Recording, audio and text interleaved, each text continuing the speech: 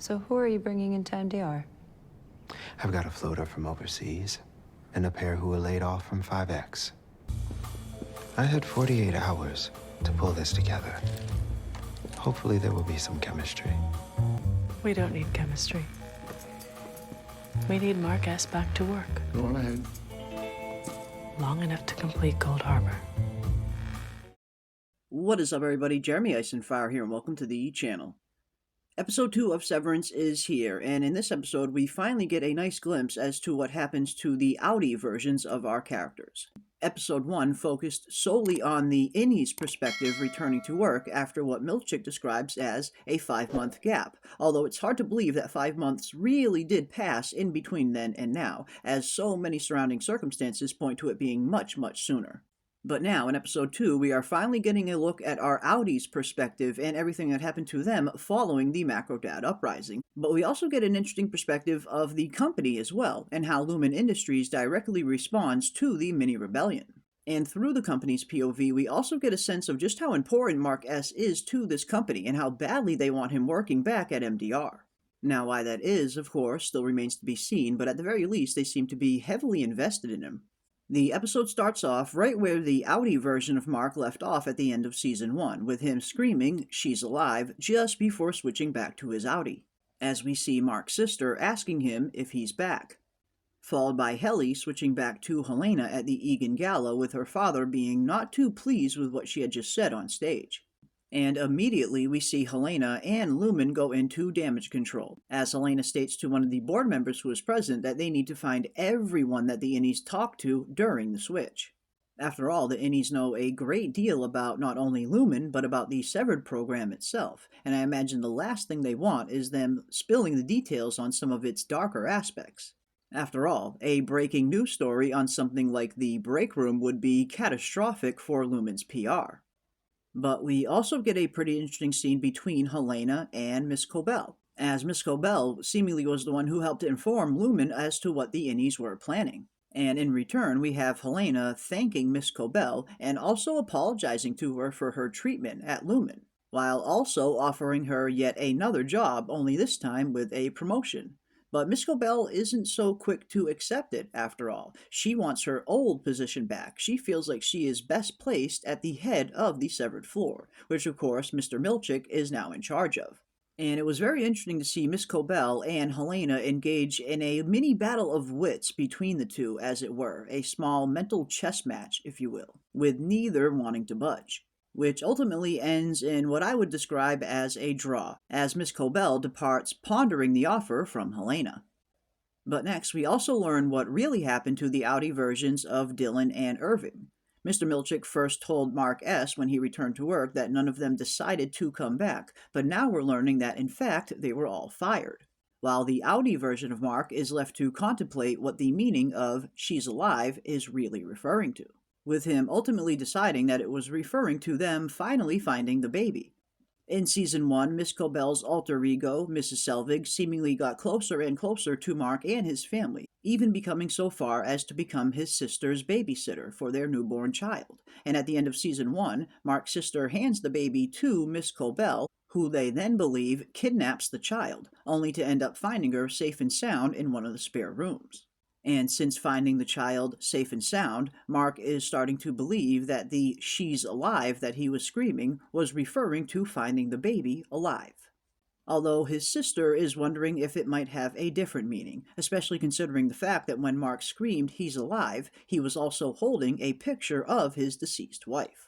And I get the feeling that there's even a very small part of Mark that is wondering the same as well. He seems to be trying to deny it and suppress it and playing it off like he was indeed talking about the baby, but I get the feeling there's a small part of him that is wondering, what if my Innie was really talking about my deceased wife, Gemma? And I love the fact how Rickon refers to the Innies and the Outies as workies.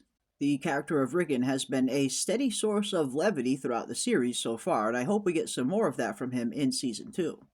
But next, we get a very interesting aspect of Episode 2 that I was very much looking forward to, and that of course was seeing Mr. Milch in the outside world, as we see him visit Mark's home to tell him and his family about the overtime contingency and how it was activated, something that Outie Mark had no idea even existed. although Milch does describe that it was in his paperwork that he signed.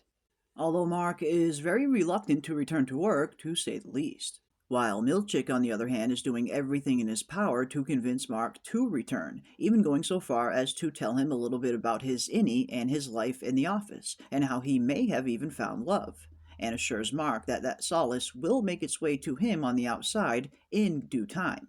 And part of me has always wondered just what kind of man is Milch. Up until this point, we have only ever seen the corporate side of him, but I'm wondering, does he have another side? Does he have a family at home, friends? Does he have a life of his own? Or is Lumon everything he lives and breathes for? But unfortunately, if he does, we did not get to see a glimpse of it in this episode, as he was solely in corporate Milch mode when he visited Mark. Back at Lumon, however, we see Helena taking a look at some of the surveillance footage from the severed wing, in particular the kiss that she and Mark S. shared before the uprising began, and Helena looks a little taken aback by what she has just witnessed. Almost as if there was an initial shock there, like that was the last thing she expected to see.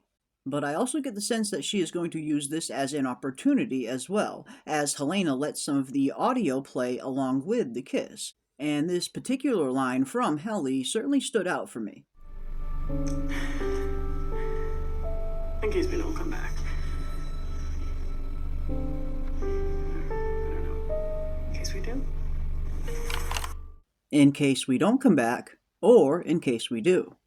Part of me is getting the feeling that there is a little bit more to this fan theory that Helly didn't return to the Severance floor after all, and that in fact it was indeed Helena in disguise. Could Helena potentially be using this newfound connection she has just witnessed between her Innie and Mark S. as a tool to get inside and learn a little bit more about not only the severed floor, but also how the Macrodad uprising was successful in the first place? Does she potentially see this as the perfect cover to get closer to the Innies? And if so, what exactly is her ultimate objective? Is it simply to only find out how the Macrodad uprising was successful, or is it a little bit deeper than that? We also get our first look at Outie Dylan in this episode as well, and suffice to say, his Outie persona is a little bit different than his Innie. Suffice to say, nowhere near as nice or cheerful, as we see him go for a job interview which he unfortunately does not end up getting once the manager finds out that he was in fact a severed employee upon a time. We are, of course, still living in a Lumon world where severance is not looked at very fondly from a big portion of the public. And I imagine being a former severed employee is something that does not look that well on a resume. And one of the first things we notice is how rude Dylan is to his wife, who is simply calling to check up on him. And this is one trend we have started to notice with a lot of our Innies and our Outies, how some of them seem to be polar opposites of their work counterparts, like Irving, Dylan, and Helly for starters. In Season 1, we saw that Helly and her Outie are completely different people and also completely at war with one another as well. And now we're seeing that Dylan and his Outie are completely different also. Dylan inside the office seems to be the funny, class clown jokester of the group, but on the outside he seems to be pretty bitter and cold to his family. And while we didn't get a whole lot of Irving during this episode, we did get one scene of him going to a phone booth and seemingly being followed by none other than Bert himself, which only raises a ton of new questions. But Irving's Innie and Outie could also be described as polar opposites potentially as well. After all, we did see in Season 1 that Irving's Innie was incredibly dedicated to the company to the letter and did everything by the book, while his Outie seemed to be doing things a little bit differently, and going so far as to research Lumon and severed employees in particular in an attempt to potentially gather evidence against the severed program maybe. And one potentially even wonders if he is working with the same people that Petey was working with, which I suppose could potentially even solve why Bert is following him on the outside as well. Could Bert himself even be in on it to a certain extent? Or at the very least, have his own ulterior motives that have yet to be revealed. But lastly, Mark finally reaches a decision to not go back to Lumon, as he and his sister have one final conversation with her broaching the subject once more of Innie Mark's message, and how even if there is only the slightest possibility that Mark's Innie was referring to Gemma, that wouldn't he want to be sure, with Mark seemingly still being resistant to even this idea being true.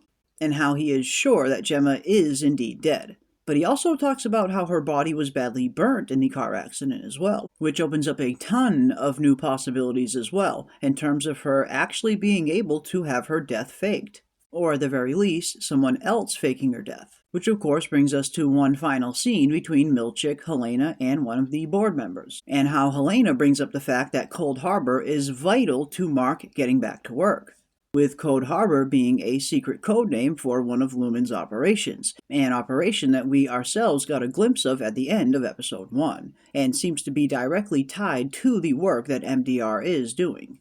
Last week, when episode 1 ended, we saw that Mark was working on a new file, labeled 68% complete, as we also saw another screen down on the testing room floor that also said 68% complete, with a picture of Mark's wife's face on it as well, also at 68% complete, indicating to us as the audience that the work that MDR is doing is directly affecting whatever is happening on that testing room floor, that Mark's wife is hooked up to. But we also see on the screen that it is labeled Cold Harbor as well, which could potentially be the codename for this entire operation that they are working on. But whatever the case, it certainly seems like Lumon is incredibly dedicated to getting Mark back to work, and is very invested in him being at MDR. And Mark does indeed eventually return to go back to work after all. After learning the information about his wife potentially being alive, I imagine is simply just too strong of an opportunity to pass up. At the end of the day, one would want to know for sure. Overall, episode 2 seemed to focus predominantly on the Outies and their storylines following the Macrodat uprising at the end of season 1. And now that the entire MDR team is back to work and operating under full efficiency, it looks like things are probably going to start to get very interesting inside the office for the rest of the season. And with Lumon going into full-on damage control mode after the end of the season, it's going to be very interesting to see what kind of repercussions are going to be on the horizon for our coworkers, as I imagine Lumon still has a ton of tricks up their sleeve still yet to play. But that is going to do it for our episode 2 breakdown of Severance, entitled Goodbye, Mrs. Selvig. And definitely leave your thoughts and comments down below. What are some of your predictions going forward for the rest of season 2? And if you enjoyed this video, don't forget to leave a like on your way out and consider subscribing to stay up to date on all of our upcoming content. And as always, keep those tinfoil hats on, folks, and I will see you on the next one. Now,